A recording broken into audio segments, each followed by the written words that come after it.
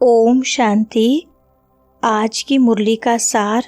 मीठे बच्चे, तुम्हारी बुद्धि में अभी सारे ज्ञान का सार है, इसलिए तुम्हें चित्रों की भी दरकार नहीं।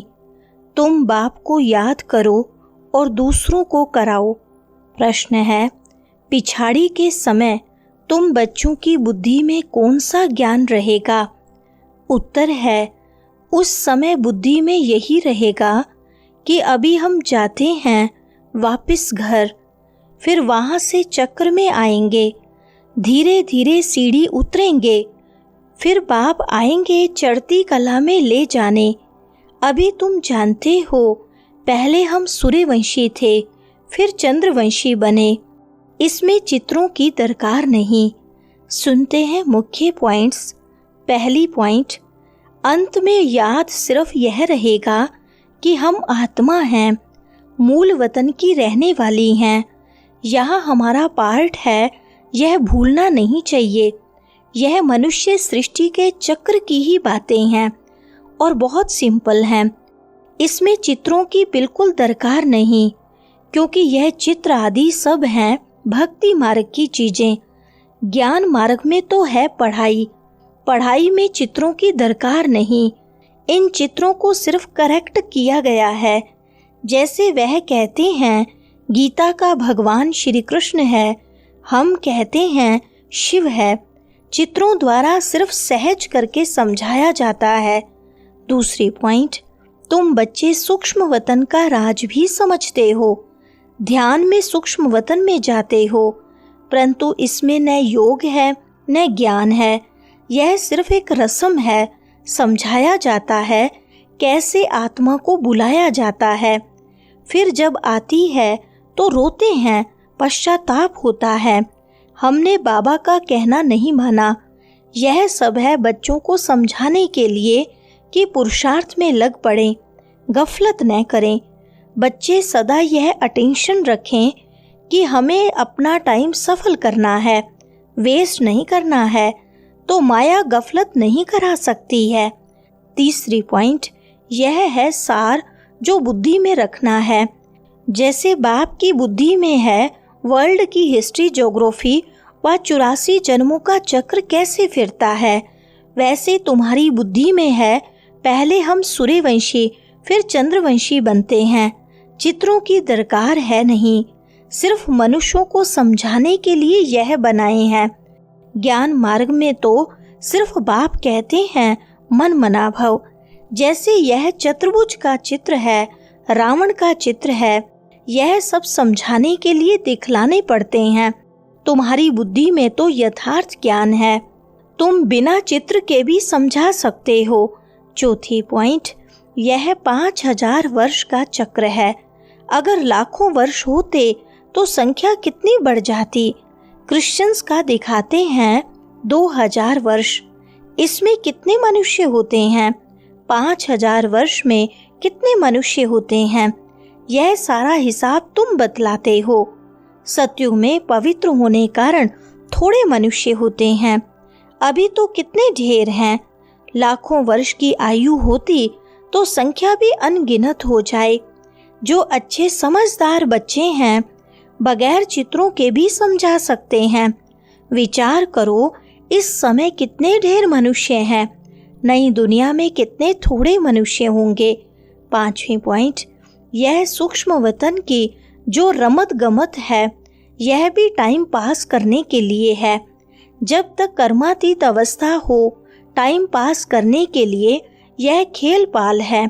कर्मातीत अवस्था आ जाएगी, बस तुमको यही याद रहेगा कि हम आत्मा ने अब 84 जन्म पूरे किए, अब हम जाते हैं घर, फिर आकर सतो प्रधान दुनिया में सतो प्रधान पार्ट बजाएंगे।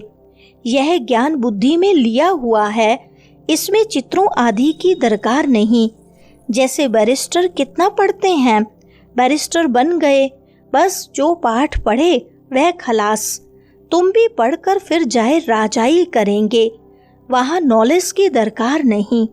छठी पॉइंट, यहाँ का कर्म बंधन दुख देने वाला है। अब बाप कहते हैं अपने घर चलो, वहाँ दुख का नाम निशान नहीं होगा। पहले तुम अपने घर में थे, फिर राजधानी में आए, अब बाप फिर आए हैं पावन बनाने। इस समय मनुष्यों का खान पान आदि कितना गंदा है, क्या क्या चीजें खाते रहते हैं। वहाँ देवताएं ऐसी गंदी चीजें थोड़ी खाते हैं। भक्ति मार्ग देखो कैसा है, मनुष्य की भी बलि चढ़ती है। बाप कहते हैं यह भी ड्रामा बना हुआ है, पुरानी दुनिया से फिर नई जरूर बननी है। 7वां पॉइंट, अभी हम नरक से स्वर्ग में जाते हैं तो अंदर खुशी होगी ना। सत्युग में दुख की कोई बात होती नहीं। ऐसी कोई अप्राप्त वस्तु नहीं जिसकी प्राप्ति के लिए पुरुषार्थ करें। यहाँ पुरुषार्थ करना पड़ता है। यह मशीन चाहिए, यह चाहिए। वहाँ तो सब सुख मौजूद हैं। जैसे कोई महाराजा होता है तो उनके पास सब सुख मौजूद रहते हैं। गरीब के पास तो सब सुख मौजूद नहीं होते, परंतु यह तो है कलयुग, तो बीमारियां आदि सब कुछ है। अभी तुम पुरुषार्थ करते हो नई दुनिया में जाने के लिए। स्वर्ग नरक यहाँ ही होता है। 8वां पॉइंट, तुम बच्चों को खुशी रहनी चाहिए कि अभी हम इस गंदी दुनिया से छूटते हैं। मनुष्य समझते हैं स्वर्ग नरक यहाँ ही है। जिनको बहुत धन है तो समझते हैं हम स्वर्ग में हैं। अच्छे कर्म किए हैं इसलिए सुख मिला है। अभी तुम बहुत अच्छे कर्म करते हो तो 21 जन्म के लिए तुम सुख पाते हो। वह तो एक जन्म लिए समझते हैं कि हम स्वर्ग में हैं। बाप कहते हैं वह है अल्पकाल का सुख, तुम्हारा है 21 जन्मों का, जिसके लिए बाप कहते हैं सभी को रास्ता बताते जाओ। 9वां पॉइंट, बच्चों को अपनी ऊंच तकदीर बनाने के लिए बाप श्रीमत देते हैं। मीठे बच्चे, अपना सब कुछ धनी के नाम पर सफल कर लो। किनकी दबी रहेगी धूल में, किनकी राजा खाए।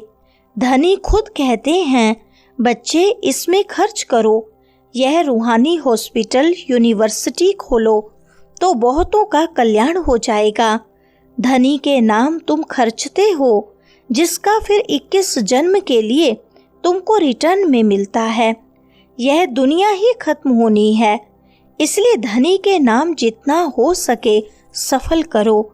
10वां पॉइंट, धनी के नाम पर सबका कल्याण करो तो 21 जन्मों का वर्षा मिलेगा। कितना अच्छा समझाते हैं। फिर जिनकी तकदीर में है वह खर्च करते रहते हैं।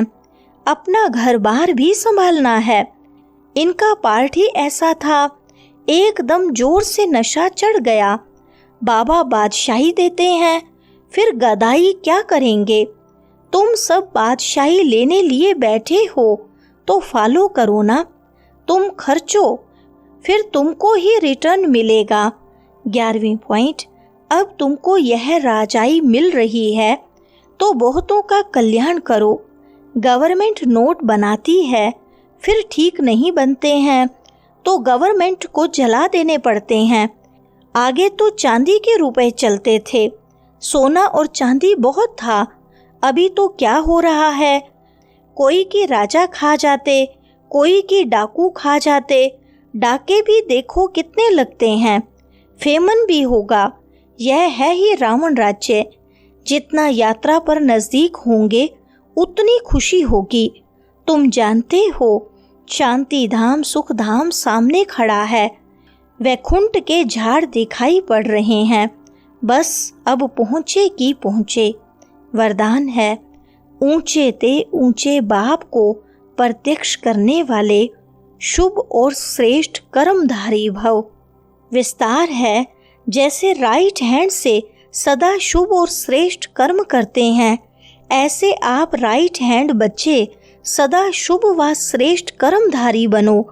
आपका हर कर्म ऊंचे ते ऊंचे बाप को प्रत्यक्ष करने वाला हो, क्योंकि कर्म ही संकल्प व बोल को प्रत्यक्ष प्रमाण के रूप में स्पष्ट करने वाला होता है। कर्म को सभी देख सकते हैं, कर्म द्वारा अनुभव कर सकते हैं। इसलिए चाहे रूहानी दृष्टि द्वारा, चाहे अपने खुशी के रूहानियत के चेहरे द्वारा बाप को प्रत्यक्ष करो, यह भी कर्म ही है। स्लोगन है, रूहानियत का अर्थ है नैनों में पवित्रता की झलक और मुख पर पवित्रता की मुस्कुराहट हो। अच्छा, ओम शांति।